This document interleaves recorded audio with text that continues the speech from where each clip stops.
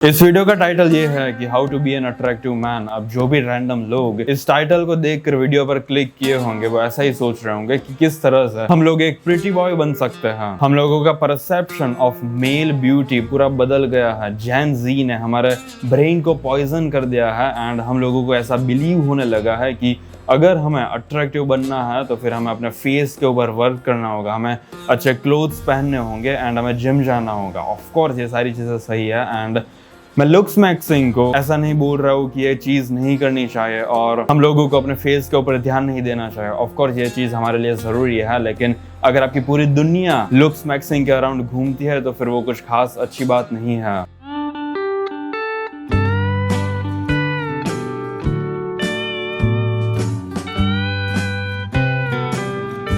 Generally हम लोगों को ऐसा लगता है कि बिकॉज हमारे लाइफ में कुछ बुरी चीज़ें होती है जिसकी वजह से हमारे अंदर बुरे इमोशंस आते हैं, नेगेटिव इमोशंस क्रिएट होते हैं क्योंकि हम लोगों की लाइफ में बुरी चीज़ें हुई है, लेकिन वो सच नहीं है। So for example 11th standard में मुझे एक लड़की पसंद थी एंड मुझे पता चला मेरी फ्रेंड के पास से कि उस लड़की को मेरे ऊपर क्रश है। सो ये बहुत अच्छी बात है। सो हम लोगों ने 1 साल तक बात की, हर रोज हम लोग बात करते थे। स्कूल में से हम लोग बंक मार के बाहर कैफेज में जाते थे एंड बहुत सारा टाइम हम लोगों ने एक दूसरे के साथ स्पेंड किया था। 1 साल बीत गया एंड उसके बाद धीरे धीरे उसने हर रोज बात करना बंद कर दिया। एक दिन वो फोन करते थे, फिर दूसरे दिन फॉर सम रीजन हम लोग बात नहीं करते थे। फिर पूरे हफ्ते में हम लोगों ने एट द एंड सिर्फ 1-2 बार बात करना स्टार्ट कर दिया। सो मैंने उसको पूछा एक दिन कॉल करके कि इस पूरे सिनारियो के पीछे रीज़न क्या है एंड उसने बताया कि बिकॉज मुझे अपने गोल्स के ऊपर वर्क करना है एंड मुझे अकेला रहना है, सो हम लोग अब बात नहीं कर सकते एंड हमारी जो फ्रेंडशिप है इस फ्रेंडशिप को हमें तोड़ना होगा। तो मैंने उसको पूछा कि सारे फ्रेंड्स के साथ तो फ्रेंडशिप तोड़ रही है, सो मुझे नहीं लगता कि ये कुछ खास अच्छी चीज़ है। लेकिन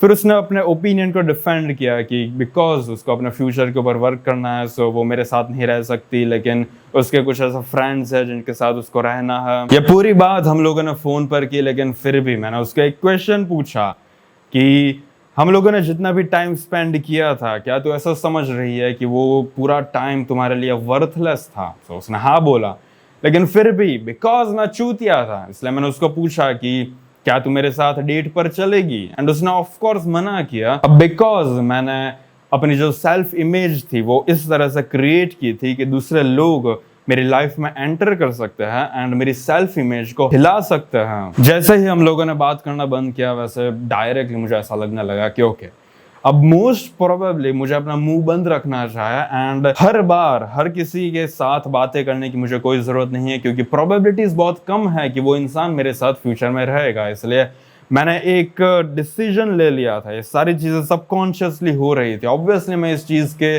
लिए अवेयर नहीं था, मुझे पता नहीं था कि ये चीज़ मैं कॉन्शियसली कर सकता हूँ एंड किसी और नज़रिए से मैं इसके ऊपर स्टेप्स ले सकता हूँ, लेकिन मैंने वो नहीं किया। मैंने क्या किया, मैंने बोलना बंद कर दिया एंड इस तरह से मैं जीने लगा कि मेरी लाइफ खत्म हो चुकी है, मैं डिप्रेस्ड इंसान हूँ, इस तरह से मैं जीने लगा। एंड ये सारी चीज इसलिए हुई थी क्योंकि उस लड़की ने मुझे रिजेक्ट कर दिया था। मेरी पूरी सेल्फ इमेज डिस्ट्रॉय हो चुकी थी एंड मेरे अंदर ज्यादा कॉन्फिडेंस भी नहीं बचा था। आप लोगों की मेन प्रॉब्लम ही ये है कि आप लोगों की सेल्फ इमेज दूसरे लोग डिटरमाइन कर सकते हैं। उन लोगों के एक्शंस के थ्रू आप लोगों की सेल्फ इमेज रिक्रिएट कर सकते हैं वो लोग। आपके पास इतनी पावर नहीं है कि आप खुद अपनी सेल्फ इमेज को अपडेट कर सकते हो एंड किस तरह से अपने फ्यूचर को अपने हाथ में रख सकते हो। जब भी बुरी चीज आपकी लाइफ में होती है तब आपके फेस के ऊपर एक डलनेस आने लगती है, जिसकी वजह से जब भी आप अपने फ्रेंड्स या तो फिर अपने फैमिली के पास जाते हो, उनके साथ किसी तरह की कॉन्वर्सेशन फॉर्म करते हो, तो फिर ये ऑब्वियस बन जाता है कि आपकी लाइफ में कुछ ऐसी चीज हुई है जिसकी वजह से आपकी दुनिया तबाह हो चुकी है।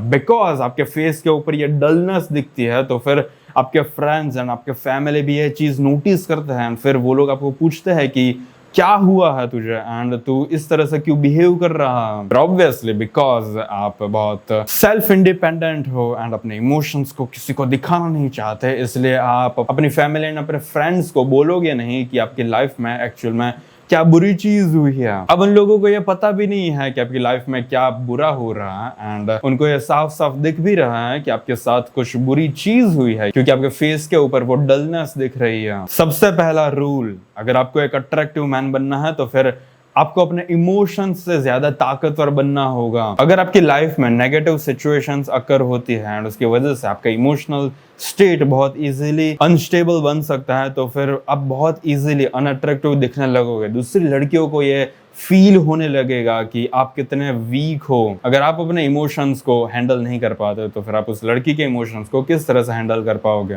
आपको एक टफ इंसान बनना होगा एंड टफ इंसान की लाइफ में जब भी कुछ बुरी सिचुएशन आती है तब उसके फेस पर कभी भी वो डलनेस नहीं दिखती। सो आपको अपने फेस के ऊपर कॉन्शियस रहना होगा कि अगर कोई बुरी सिचुएशन अक्कर हो तो फिर आपका फेस इस तरह से एक्ट नहीं करना चाहिए कि आपकी पूरी दुनिया ही तबाह हो चुकी है। मोस्ट ऑफ द लड़कियां ऐसा बोलती है कि उनको पैसे कमाना है एंड उनको अपने पैरों के ऊपर खड़ा रहना है, लेकिन वो सच नहीं है।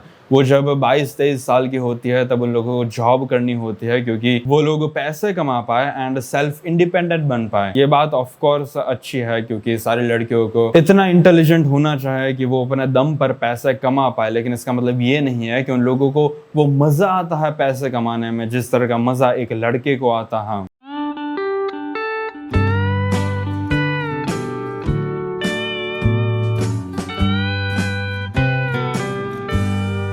100 में से 30 लड़कियां ऐसी होंगी जिनको शायद पैसे कमाने में मजा आता होगा एंड वो पैशनेटली पैसे कमाती होगी, लेकिन वो चीज भी इसलिए होती है क्योंकि उन लोगों के अंदर मैस्कुलिन ट्रेट ज्यादा होती है एंड मैस्कुलिन ट्रेट लड़कों में होती है। अगर लड़कियों को पैसे कमाने होते हैं तो फिर उनके अंदर वो मैस्कुलिन ट्रेट होनी चाहिए। एक जो फेमिनिन लड़की होती है उन लोगों को ऐसे लड़के पसंद होते हैं जो अमीर हो, लेकिन इसके अंदर भी एक कैच है। ऐसा जरूरी नहीं है कि वो लड़का ऑलरेडी अमीर होना चाहिए। लड़कियां बहुत इंटेलिजेंट होती हैं, वो लोग लड़कों के अंदर पोटेंशियल ढूंढ सकती है। मतलब अगर कोई रैंडम लड़का है जो गरीब है लेकिन इतना पोटेंशियल होल्ड करता है कि वो फ्यूचर में अमीर बन सकता है क्योंकि वो बहुत रिस्पॉन्सिबल है, उसके लाइफ में अगर कोई भी सिचुएशन गलत जाती है तो फिर वो उस चीज के लिए अकाउंटेबल रहता है एंड पीछे नहीं हटता। वो अपनी गर्लफ्रेंड को कभी भी अपनी प्रायोरिटी नहीं बनाएगा। उसकी प्रायोरिटी हमेशा सबसे पहले उसकी हेल्थ होगी, फिर उसकी फैमिली, फिर उसके गोल्स एंड फिर उसकी गर्लफ्रेंड आएगी। वो लड़का ऐसा होना चाहे जो अपने आप को दूसरे लड़कों के साथ कंपेयर ना करे। अगर वो एंड उसकी गर्लफ्रेंड किसी कैफे में गए हैं एंड उसके बाजू में एक बहुत सुंदर सा लड़का बैठा है, सो वो लड़का अपने स्किन के अंदर अनकंफर्टेबल फील नहीं करता होना चाहिए। अगर आप ऐसे लड़के हो तो फिर लड़कियां ऑटोमेटिकली आपकी तरफ अट्रैक्टेड फील करने लगेगी। लड़कियां ऐसा बोलती है कि उनको आपकी सबसे टॉप प्रायोरिटी बनना है, लेकिन वो सच नहीं है। वो सिर्फ एक टेस्ट है। उन लोगों को एक्चुअल में आपकी टॉप प्रायोरिटी बनने में कोई इंटरेस्ट नहीं है। बूब्स एंड कैश मेरी भी फेवरेट चीजें हैं, लेकिन इसका मतलब ये नहीं है कि आप उन दोनों में से अपने हिसाब से कोई एक चीज सिलेक्ट कर सकते हो। आपको अपनी प्रायोरिटी क्लियर रखनी होगी। आपकी प्रायोरिटी के लिस्ट में हमेशा पहले कैश आने चाहिए। अगर कैश आ गए आपके पास तो फिर दूसरी चीज ऑटोमेटिकली आ जाएगी। इसलिए नहीं क्योंकि सारी लड़कियां गोल्ड डिगर्स होती है, लेकिन इसलिए क्योंकि सारी लड़कियों को कॉम्पिटेंट एंड अमीर इंसान पसंद होता है। जैसे आपको एक सुंदर वाइफ चाहिए वैसे एक लड़की को ताकतवर पति चाहिए होता है। सो इस चीज के लिए आपको लड़कियों की तरफ डिस्गस्टिंग वे में देखने की कोई जरूरत नहीं है। अगर आपको एक अट्रैक्टिव मैन बनना है तो फिर आपकी फिजिक बहुत मैटर करती है। अगर आपको अपनी फिजिक को इम्प्रूव करना है एंड उसके बदले में आपको जिम नहीं जाना एंड बहुत हार्डकोर फिजिकल ट्रेनिंग नहीं करनी आउटडोर जाकर, क्योंकि आपके पास इतना टाइम नहीं है। सो उसके लिए हमारे पास आपके लिए एक बहुत अच्छी चीज है। हम लोग आप लोगों के लिए personalised diet and workout plan create कर सकते हैं। मान लो कि अगर आपको जिम नहीं जाना तो फिर उसके बदले में हम लोग आपके लिए होम वर्कआउट्स भी तैयार कर सकते हैं। अगर आपको एक नॉर्मल सा डाइट चाहिए जिसके अंदर वे प्रोटीन, क्रिएटिन एंड दूसरे सप्लीमेंट्स ना आए, फॉर सम रीजन आपको सप्लीमेंट्स यूज नहीं करना है क्योंकि आप इतने सीरियस नहीं हो और सम अदर रीजंस की वजह से, सो कोई बात नहीं, हम लोग आपके लिए एक नॉर्मल सा डाइट क्रिएट करेंगे जिसके अंदर आपकी डेली का प्रोटीन टेक कंप्लीट हो जाएगा, जो बहुत हेल्दी होगा, जिसकी वजह से आपकी स्किन भी अच्छी रहेगी एंड आप मसल्स भी पुट ऑन कर पाओगे। अगर आपको workout routines and diet plans चाहिए तो फिर उसके लिए मेरी वेबसाइट को चेकआउट करना मत भूलना। उसके लिंक आपको कमेंट सेक्शन में मिल जाएगी। फिलहाल इस वीडियो के लिए इतना है।